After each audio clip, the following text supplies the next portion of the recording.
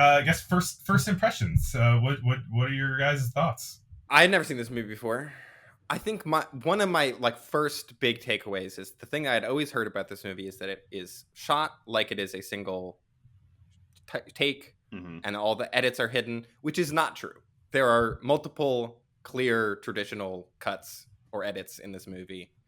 Well, I mean, kind of. They just like zoom the camera into the backside of No, someone and but I just mean, like but cut. outside of that, there are whenever there's a whenever there was a real changeover, Mm-hmm. there's just a traditional hard cut to a different angle, Yeah. and that happens, I think, like 3 times in the movie. I kind of didn't notice that. I mean, I think it's what 10 shots total, so that makes for 9 cuts. Right. So most of them are the sort of hidden cuts Right. that the movie is famous for. But I was like, wait, there are also everyone who says like, oh, this movie looks like it's all one shot. It's like, no, it doesn't. Even discounting the hidden cuts. I mean, It's basically 10 long takes, which in and Right. of itself I think is pretty impressive. Right. But yeah. But it's like the famous gimmick of it is like not Yeah. I guess not as thorough as or as sort of I don't know. It was a thing that immediately stuck out to me of like the thing this movie is famous for is kind of not true. If I you're mean, getting it's the technical about it. But deal with Birdman. You know, everybody who tries to do this gimmick like doesn't quite do it, except for Victoria. I think that's what it's called. yeah, Is which has no hidden edits. It's just which all has no actually hidden one shot. edits and is incredible. Yeah. Incredible other gimmick movie. 1917 has an edit in it. Otherwise, cool movie. Yeah, the first place that I think makes sense, to go with this movie is just this really kind of in your face aspect of it, which is the single shot element. And that's why it was kind of like it didn't get great reviews when it came out in 1948, and it was mostly critics being like, "Oh, well, like if you know film, yeah, this is interesting, but there's not a lot here." And you know, I mean, Hitchcock. What is Hitchcock's nickname? It's like the master of suspense, right? And I don't think there's a ton of suspense in this movie. I actually find this movie quite comical. I would There's a lot argue of that, intentionally so. But I really enjoy a lot of the interplay between John Dahl and Farley Granger, both of whom were queer men, which I think adds to the queer component of the film. Definitely, which seems to, from what I've seen, seems to have been pretty intentional from the beginning. At least, like they had been sort of intentionally masking two people who might have the opportunity to use it as an excuse to, cut it from the movie. They intentionally masked the way that they were talking about it to other people. They seem like they're in a relationship the entire time, though, right? Oh, like, I mean, yeah, sure, in the 40s, you'd be like, oh, they're just friends. One of the first notes, I was like, these guys are gay, right? Like, do they live there together, right? They never. I don't think they even ever say that they live there together. It's implied. Seems very obvious. Yeah. I mean, they're gonna go to the country house in Connecticut together to celebrate their murder. Yeah, exactly. The plot of this movie is pretty straightforward. It's not a very plotty movie. It's one of those things. It's based on a play, and if you had told me that, which I knew, I'm like, yeah, it's pretty obvious. Yeah, it's very static. It feels very theatrical in that sense. Like it feels right. It's all one set. It's like set in a living room of an apartment. There's a body and a chest the whole time. I think that it's interesting. It's kind of play roots, right? Because what distinguishes this from a play, right? It's using these long takes. It's trying to give you this experience almost as if you were seeing it on stage by having this quote unquote continuous camera angle. But like what it does cinematically, I think is interesting when it like reduces the amount of differences between a play and a film by saying like, what can we do with blocking and angle that we can't do on a pulled back stage. And I think that's why some critics were like, oh, if you know film, or if you pay attention to editing, because like that's the thing is like the camera is kind of the star of this movie as opposed to like a lot of the actors in it. And so like I was doing some like I was reading up on some of it, and it was kind of like, oh yeah, like they like the walls would move much like a theater set, so that the way the camera could move through them as the shot was going on. They couldn't actually do an 80-minute continuous take in this movie because 10 minutes is how long a roll of film lasted. So like they would have the longest take they could do was 10 minutes.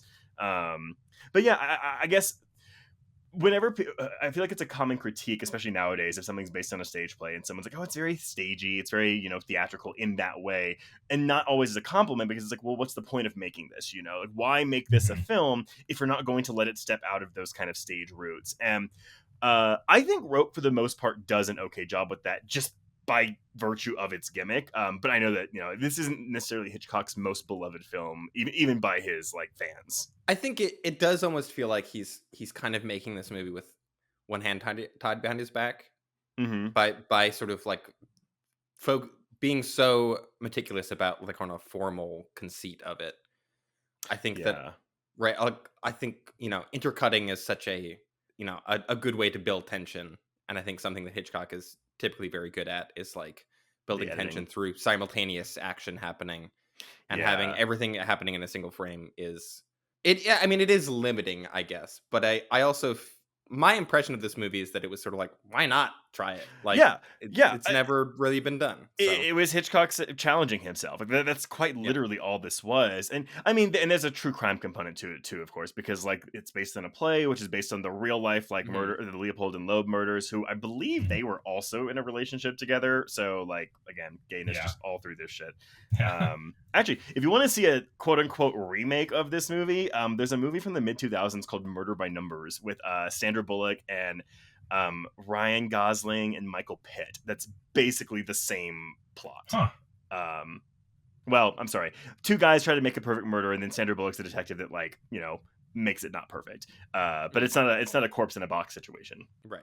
Yeah, and you mentioned the corpse in the box. I mean, and with Hitchcock having his hands tied behind his back, like there are ways that he can't use certain cinematic language to get his signature tension going, but he has probably his most, second most famous device after the concept of a MacGuffin, which is an unexploded bomb under the table. Yes. Right. Yeah. This movie is literally like that anecdote, just in 80 minutes. Yeah. I immediately was like, this is the most Hitchcocky setup, is that there's a dead body in a box in the center of the room the whole time. But I will say, because I think the most suspenseful moment in the film is when the housekeeper is like, she's about to put the books back in the box. Like that's the most suspense I think that Hitchcock gets out of this conceit of, there's a body in the trunk and hopefully no one opens it. But that's what I mean. I watch this more as almost like a relationship comedy that happens to have a murder in it, because watching Farley Granger and John Dahl like just bicker back and forth is really entertaining. Yeah, definitely. Like, and you were saying I think the comedy is intentional in this movie. It has this really macabre sense of humor, which was controversial at the time too. Some critics at the time were even like, it's really nasty. Like, even though there's no gore, like they had issues the opening scene with the murder, and it's like, he's already dead by the time we cut to him. Like, it's fine. Even by Hitchcock standards, it's almost like it's decidedly unnasty. I think. But I think it's just the subject matter, the fact that like our protagonists are murderers, and I mean, I guess Hitchcock will kind of play with this again when you'll get to 1951 in Strangers on a Train. But it's just the matter where it's like, who are we supposed to root for in this movie, especially when the I guess the hero, for lack of a better term, played by Jimmy Stewart, like shows up more than halfway into the film. And kind of isn't presented as a like heroic character, at least for most of it. No, he's just the one that solves it. But I believe actually in the play too, because in the movie it's pretty definitive. He fires the gun to get the cops to come. That doesn't happen in the play. The play ends ambiguously, where you're kind of like, what's he going to do? Like, what is the moral quandary here? I'm sorry, here's the moral quandary. What's he going to do? And I don't think the play answers that question. So we do get an answer at least here. So what point does the play cut off? It's like when he's determining? Big picture, like it's the same play, but like all the characters are changed. Even the names are changed. The only character that stays the same is the Jimmy Stewart character, but he's also meant to be like 29 in the play, as opposed to like his mid 40s. But they tweak. I think it still ends the same way, where he finds the corpse, but it's kind of like, oh, what do I do about this? And fade to black. I guess you could argue that the kind of moral cleanness of this movie, it having an ending that is not ambiguous, would be a sort of like post Hays Code kind of thing. It's got to have a happy ending or whatever. Well, or you can't Um, let the murderers get away with it. Like that Right. was like Yeah. did y'all discuss Hitchcock's Rebecca when y'all did 1940? Yes. Yeah, and so that was a thing where it's like, yeah, in the book of Rebecca, like Maxim de Winter killed his wife. Like that is an answered question. But they couldn't have that in the movie because you can't have a main character like your hero be someone who murdered and got away with it. So they had to like say, oh, we don't know how she died. And I think that's probably something we're doing similarly here, where it's like we have to give these guys a comeuppance. I think the way that the movie ended, though, even if you kind of consider it a bit of like a cop out, it's interesting in that I think it really sells this theme that it's going for of the idea of like this schism between philosophical musings about dark ideas and putting dark ideas into actual practice, where the movie kind of really comes down and says like, you kind of being devil's advocate and thinking about how, oh, shouldn't it be okay to just murder people, and the movie's just like kind of definitively saying these things have no relation to each other. And especially because, you know, this original story with Leopold and Loeb, it happened before World War II, and there's a lot about this movie that feels very post World War II, in that it's like we have seen the kind of the deepness of horrors that can come from taking sort of the eugenicist, for example, points of view of like philosophy, and then putting that into practice, which is basically what these two characters are doing. Well, and that's the most interesting part of the narrative, because does anyone care about the trials and tribulations of Janet and Kenneth? Like, we have this romance in here because we just have to have a romance in here, I guess. But yeah, I found like all the philosophical quandaries like the most interesting part. And you know, we're dealing with like Nietzschean super the Ubermensch or whatever in this a lot. Like but yeah, I found the film was at its most successful when it was more contemplative in that way. Like I liked watching that repartee, these discussions about like, well, what does it mean? Kind of removing black and white notions from it, good and bad, right and wrong.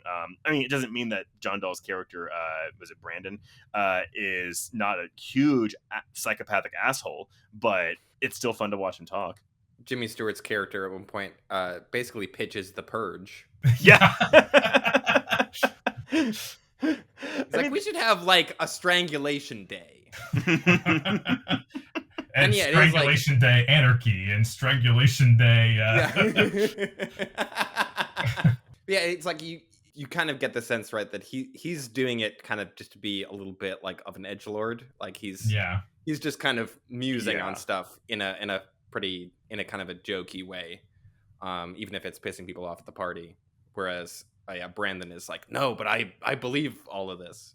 Yeah, but I think and that's when it's the most interesting is when they're having the conversation with everyone in the room, because I guess I was trying to clock it too, because I think like the guests of the party, like they're there for like kind of like it's like 20 minutes with just Brandon and Philip, then 40 minutes with the whole party, and then 20 minutes with Jimmy Stewart and the two guys. Is this real? It's not real time, right? Because we don't really get to see the dinner happening. I feel like we skip over the dinner, right? I thought it was supposed to be real time, but I think the dinner kind of happens off screen almost. Maybe. Yeah, it's like they kind of float into other rooms, and then while they're in a certain room, like more time passes in the room that we're not in than kind of would make sense. So they're able to kind of skip forward that way. It sort of seems. I think it is kind of fudging, like it is compressed time, but it also isn't. We're not cutting away for any sections. It's just sort of like, you get it. A element to the time passing thing that I did really like is just the huge backdrop that they built. Yes, outside the window, and how that basically every scene changes a little bit from day to night, and so we see like the sun start to go down and like the lights coming on in all the other buildings, which I think does really kind of sell the time span of the movie.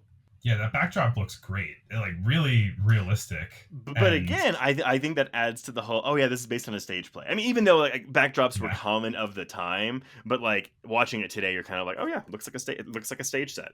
Yeah. Yeah. It looks like a really great backdrop, but it still looks like a backdrop. It doesn't look like an actual city backdrop. Right. Yeah. City Not like, skyline. oh, they shot this in a real apartment. Where can I Yeah. you know, where is it? Yeah. I think that's a very Hitchcocky thing. Like I think Hitchcock is very, all of his movies tend to take place in like movie land. Like he's not really afraid of VFX or sort of, he's not afraid of a little bit of kind of staginess or things that draw attention to it being a movie. Yeah, as long as it's effective, you know. I think that's always kind of been his motto. I just revisited The Birds recently, and he's very much like, if it works, who cares? Like, it doesn't have to be believable. Right. Yeah. For example, I feel like I almost had this like as soon as the movie started, I had this almost cinema sins like kind of like perspective of just like don't people shit themselves when they die? Like Cinema isn't Sins that has going to be destroyed movie culture? Like, because I feel like for so many people, like they walk into a movie and like their judgment of whether it's good or bad is whether it's believable or not. And I'm like, if you're just watching a movie just to see if it's even if the situation is like fantastical, but like you want like people to behave in weird ways, I'm like, that's not a fun way to watch a movie, man. Like, I just go with the flow. And also, those aren't critiques. I'm sorry. Like, and that's why I mean I've been in the horror business for 10 plus years, and it's whenever people are like, well, why'd they go through that door? You make such stupid decisions. And I was like, you know what though? I've been in some really like I don't do well under panic or duress or pressure or things like that. And so I'm like, you know, I would probably be one of those people you're yelling in that horror movie, because I would make it, you don't know what you're going to do in the moment when someone is chasing you with a knife. Like, you just don't know. So who cares? Don't gripe about it. That's kind of like my big criticism of whenever people are like, oh, like this character is so stupid in this, you know, scary scenario. And I'm like, have you met people? Like, yeah, they're stupid people. People do not behave well in dangerous scenarios a lot of the time. 100%. And I'm like, okay. Well, but the people that say that are more often than not like Brandon in this movie, that they just think that they're the smartest person in the world and above everyone else. Yeah. A lot of hubris in this movie. A lot of really like delicious moments where you're getting to enjoy this like really just kind of shit-eating kind of like vibe that he has while he's like tempting. He's like testing the fates, especially when he uses the rope. Which is so twisted, really. Like he like uses the rope that killed the guy's son to wrap up his gift for him. It's like so much like chutzpah in this movie, and you're just watching from both the perspective of like loving the deliciousness of it from one perspective and being anxious about it from the other guy's perspective. Because Brandon is an idiot. Like, but because basically the murder scene that opens the film is kind of like the sex scene of the movie, right? Like, these two men have just finished fucking and they're really enjoying it, but then they're constantly chasing that high for the. Oh, I'm sorry. Brandon is constantly chasing that high for the rest of the film. Philip is done. Like, he actually seems disturbed by the act they have just committed and doesn't really want to poke the bear any further along. But Brandon is like, no, I want to keep feeling this thing that we got from this murder. And so he keeps making these dumb, dunderheaded decisions like, oh, let's invite our old college professor who's like a detective and might like he was asking for it the whole time. That's really as murderers often do. But that's the thing, you know. They always say, "Oh, murderers want to get caught. If you want to be famous, you have to get caught." And that's not necessarily what Brandon was doing here. But he really didn't think he was going to get caught. So when he realizes that Jimmy Stewart is about to solve this thing, it's actually really fun to watch him like fall apart and be like, "Oh, I've lost." And that to me is the actual climax of this movie, is him realizing I've lost. Kind of what reminds me of, I mean, completely unrelated, I guess. So it reminds me of the part at the end of Mandy, where the guy who's like has all of this power and influence suddenly realizes that it's like it's gone from him, and he just completely crumbles and It's in any movie, and it's always revenge films for me, but I'm always like, if someone's like killing someone because of some reason, like I always hate it when they just show up and just like shoot him in the head or just kill him really quickly. I was like, no, no, no, no, no, no, no, no, no. Villains get monologues before they kill you. You need to tell that person, this is why I'm doing this, and you're dying. I am killing you. And I hate it when they just kill him. No, but I guess maybe that's how people get killed, right? Because they do the monologue and then they get killed during the monologue. I think too, at least in like revenge movies, that can often be a thing of like actually getting actually killing the villain is like unsatisfying. It is like it's like you don't get this big moment. It's like very mundane. Yeah. Like I think about like Road to Perdition. It's like most of the movie, Tom Hanks is like trying to get revenge on Daniel Craig, and it's like when he does, it's like so. There's like no words are exchanged. It's like it's a tiny short scene that you can almost like it's anticlimactic. Right. Yeah. Yeah. You want that emotional catharsis, which I guess there's not really much of that in this movie, because even when they get caught, it's kind of like, well, let's just sit down. Right. That ending scene, by the way, like I love how we've kind of transitioned all the way into night, and then we get the neon blinking light that starts casting over the entire scene. It's kind of the prototype, it feels like, of what he ended up doing in Vertigo with the neon lighting. But it's just like a super stylized way of kind of bringing you into this other realm.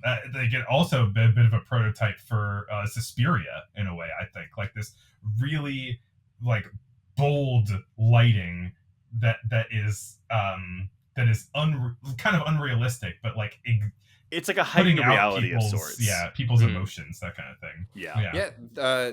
Notable that this is Hitchcock's first color movie. Oh, did not know that. I didn't realize that either. Switching to Technicolor, which I guess he'll keep going back to making black and white movies for a long time. I was like, is this the first one that he shot in color? And it is. Huh. Yeah, I think he would, because this is, I guess, when this is that time too, where like the Academy would, there was like a cinematography award for black and white cinematography and one for color cinematography, and so because I remember always being curious at why he made Psycho in black and white, because 1960 was pretty late for still doing black and white, but it was very intentional in his part. He was like, no, this is a black and white movie. But then, but then like if they shot this movie in black and white, I'm sure it would have been easier because the camera wouldn't have been as big. Oh, true. That's valid point actually. But there is something to just the kind of the lushness of Technicolor that does sort of, it makes this movie feel kind of, I guess, more like an A movie, like a big like a AAA feature. yeah, where it's like, this one's in color, which I think, I don't know. It seems like it's also just it's like Hitchcock getting another tool in the toolbox. I wonder if he's already kind of like playing with that, right? With like trying different weird colors and stuff. Yeah, I wonder if that was intentional too, where it was kind of like, oh, well, like if people like don't think there's enough action in this movie, then like the color of the film, because this is, I'm assuming, a relatively new concept at this time. I mean, I know that we had color before, but like not every film was doing it. So I don't know, maybe there's let the bright colors distract them from the story. Maybe. I mean, I do think it was a draw to see something in Technicolor. Like, it definitely wasn't uncommon, but it also, it was sort of like, I think it gave movies shot in Technicolor an extra prestige. Right. Yeah. Indie films, whatever the indie film equivalent of 1948 was, they weren't doing color films. Or they were like weird experimental colored movies.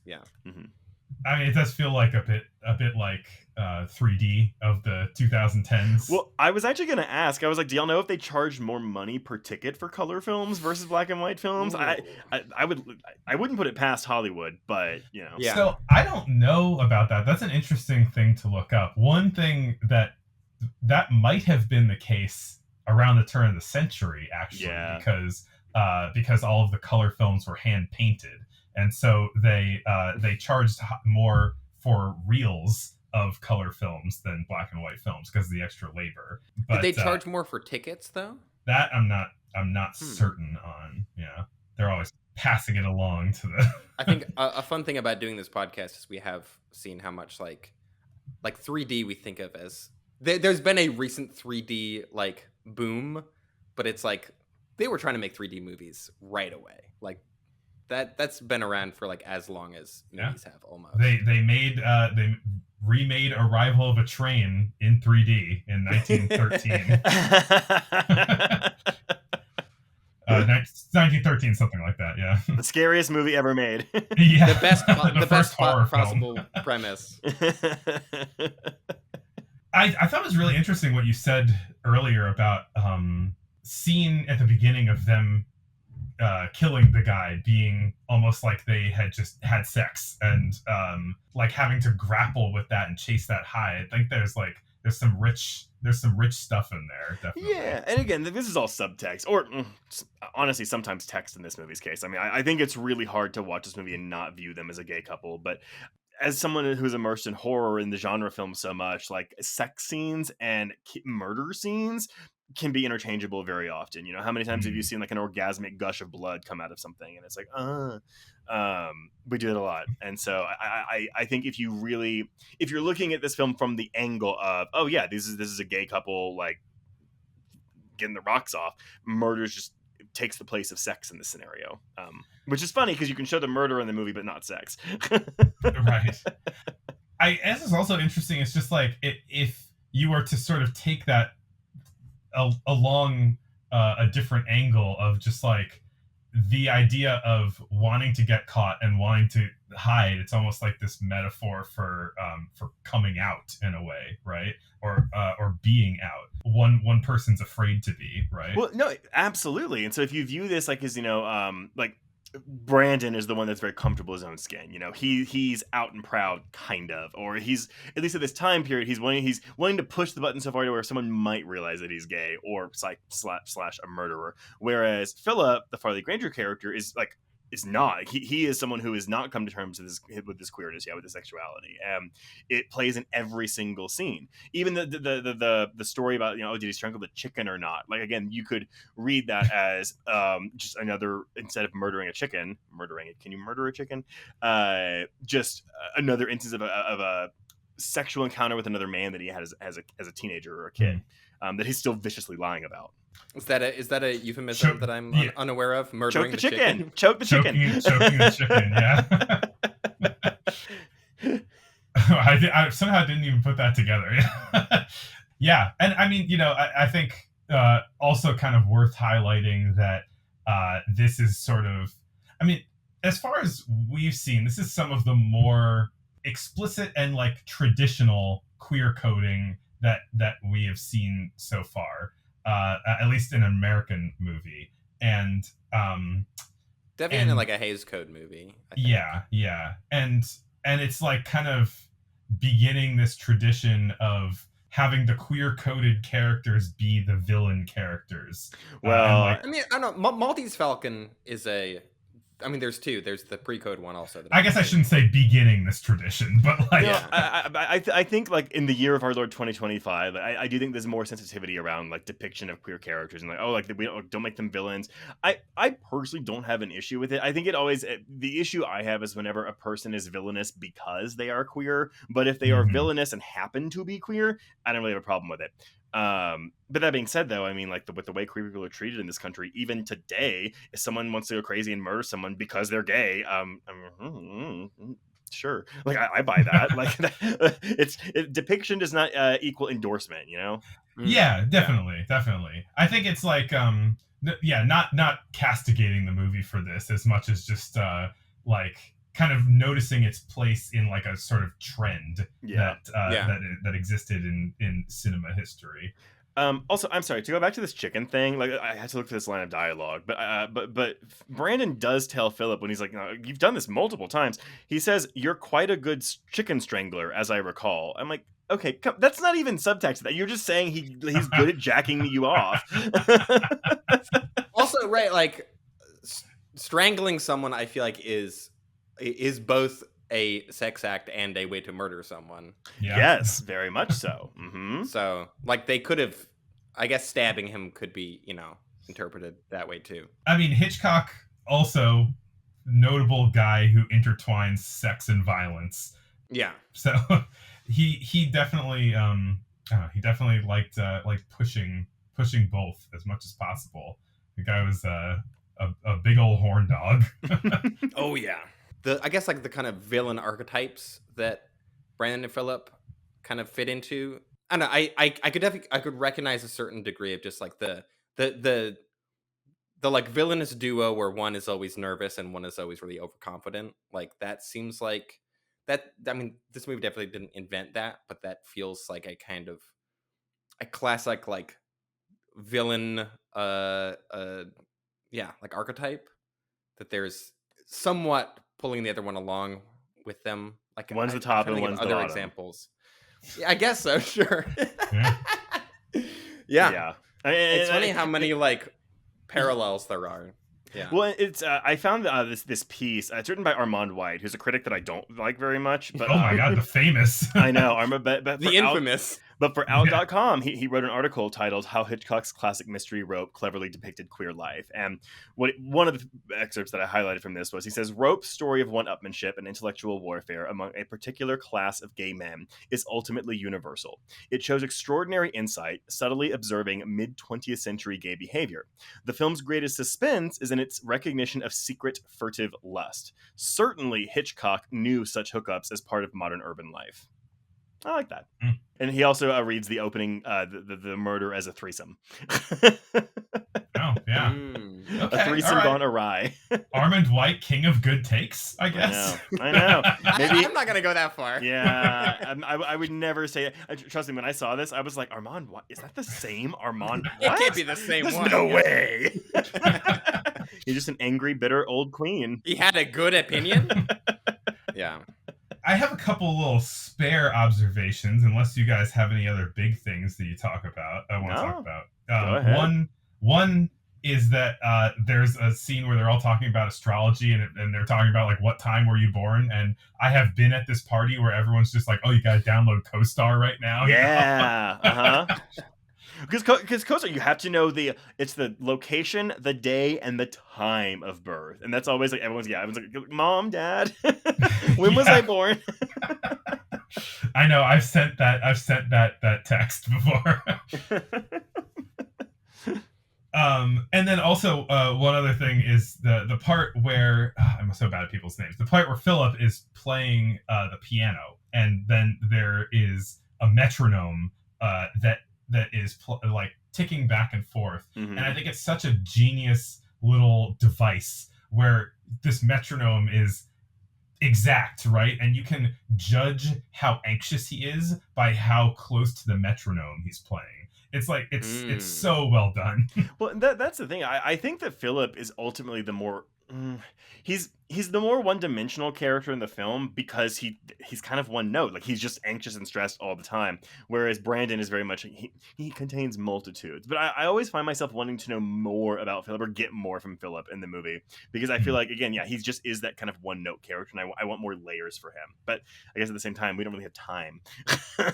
Yeah, I mean, this movie is so constrained that so much has to be done through implication of what happened before and what might be happening right now. Yeah. There's a lot of good off-screen dialogue, I think, in this. Like the most tense moment is when what's her name? The housekeeper. Miss Wilson. Ms. Wilson is opening the chest with the body in it. And like that's all happening. It's like her putting away like everything from dinner, like taking the tablecloth off, blowing out the candles, taking the plates and trays, like putting them in the other room. And it's like that's what the camera is on the whole time. And there's this other discussion that's happening off screen that is like, you know, more just like intellectual musings going on. But it's like we're not looking at that. We're focused on like this sort of all of like, and it's that thing, right? Where it's like the more like busy work she does, the tenser it gets. Like, yeah, the more like little sort of like almost opening it, like almost doing this, and that feels very Hitchcock and just a good moment of sustained tension. Yeah, because I actually had wondered if oh my god, I don't know, I can't remember the director's name. If it's whatever, whoever directed Diabolique, the French film, it was like 1955, but a lot of that is also kind of going around a body in a trunk that you can't reveal or whatever. And so I do wonder how influential this was, even though it wasn't as lauded on its initial release. There was some dialogue in this movie that I thought was a little clunky, especially in the beginning, like a little expositional stuff where they're like, well, of course, as we all know, that they are his parents. Oh. Like, yeah, stuff like I think anytime someone starts a sentence with like as you know. Right, like, after all, and it's like, nah, just so that I think that's very that feels it's very of the also time, kind of, though. Yeah. But I don't know. I also think there's lots of movies that I think anytime I see a movie that feels very kind of like theatrical or in a clunky way, because I often like when movies are like actively not trying to be reality. Actually, I guess so. Maybe like another kind of like, because we're thinking, okay, well, what are like stage plays that have been adapted? But I'm like, okay, what about single location films? Because I think single location films can also feel a little bit stagey sometimes, where you're kind of like, it's not dynamic enough. And I mean, even like, have you ever seen? This is relatively recent. Roman Polanski's Carnage from like, I want to say 2013. I think it's 2011. I did see that 10 or 11. I did see that when it came out, and I have very little memory of it. But it's really good movie. But it's two sets of parents: Jodie Foster, John C. Reilly, Kate Winslet, Christoph Waltz, and they're meeting because their kids got in a fight at school, and so they're meeting to talk about it. And the whole movie is just them in this apartment getting drunker and drunker and drunker and fighting over their kids. That also started as a play. Yes, that one was a play. But then on the flip side, there's another movie that came out 2 years ago called Mass that is directed by Fran Kranz from like Cabin in the Woods and like a bunch of Joss Whedon stuff.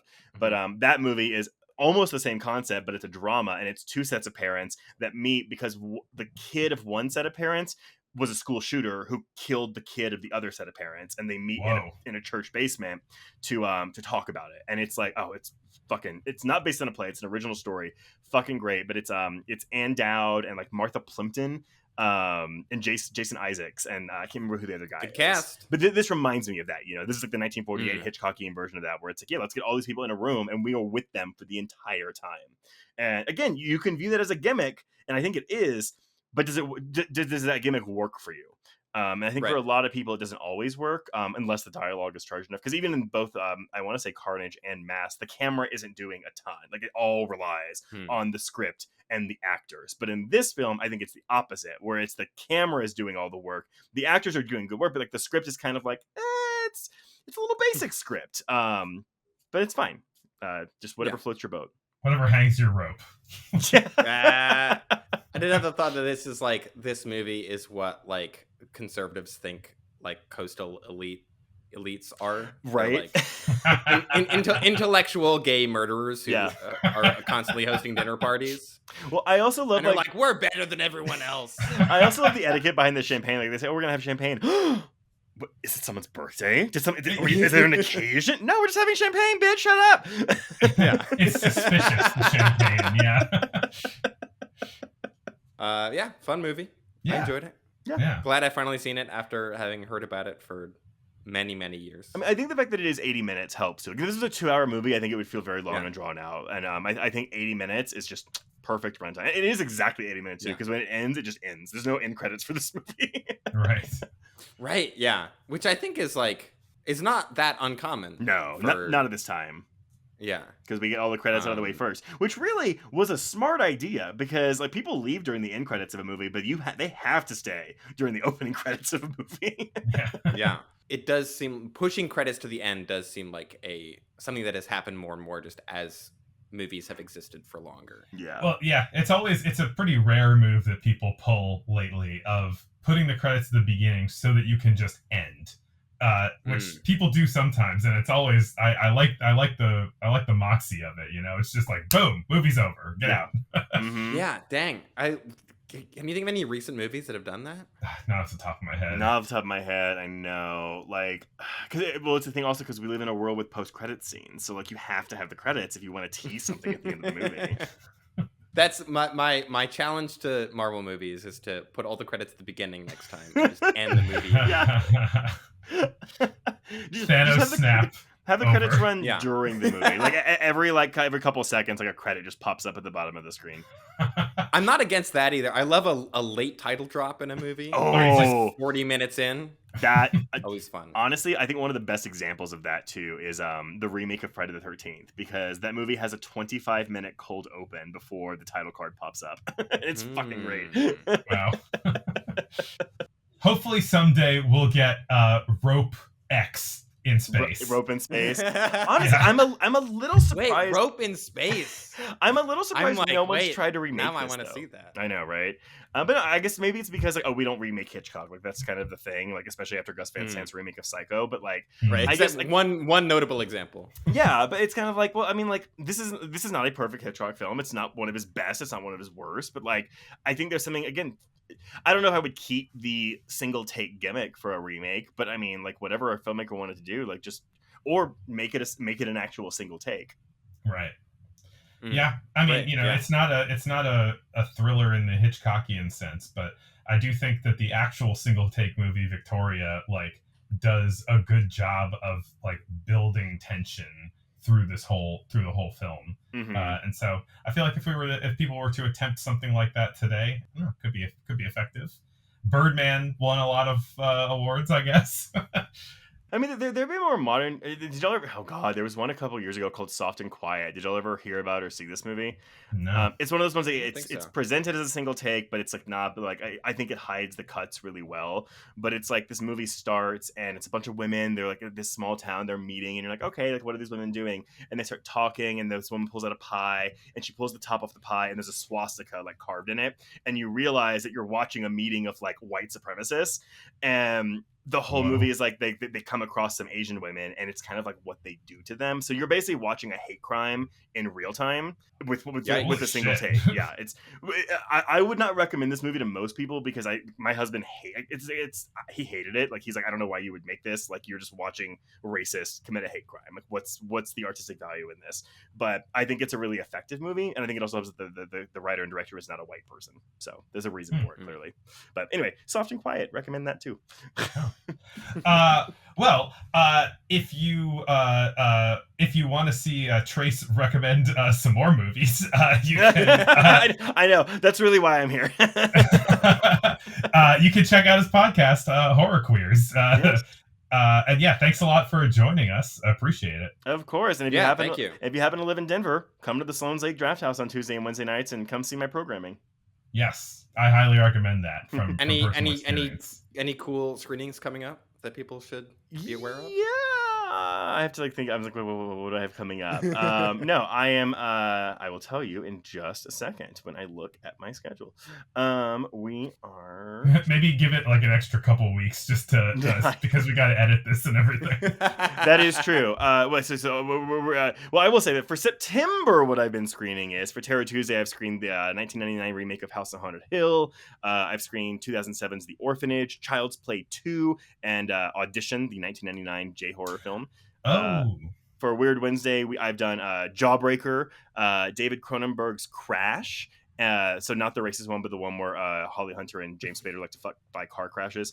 And Dread 3D. Nice. Oh, you're doing it in 3D? I was shocked because I've been told before we can't do 3D, and I was like, oh, do I have this in 3D? Yeah, we got it in 3D. So yeah, we're getting Dread in 3D. Nice. Dang. Nice. I want to see. I did not get to see that in 3D. So Oh, it's a blast. It's a blast. yeah, I'm sure. But yeah, thank y'all for having me on. This is again, any chance to come on and talk about Hitchcock is just fun. Great. Yeah. Appreciate it once again. And I guess now on to the next movie. Thanks again.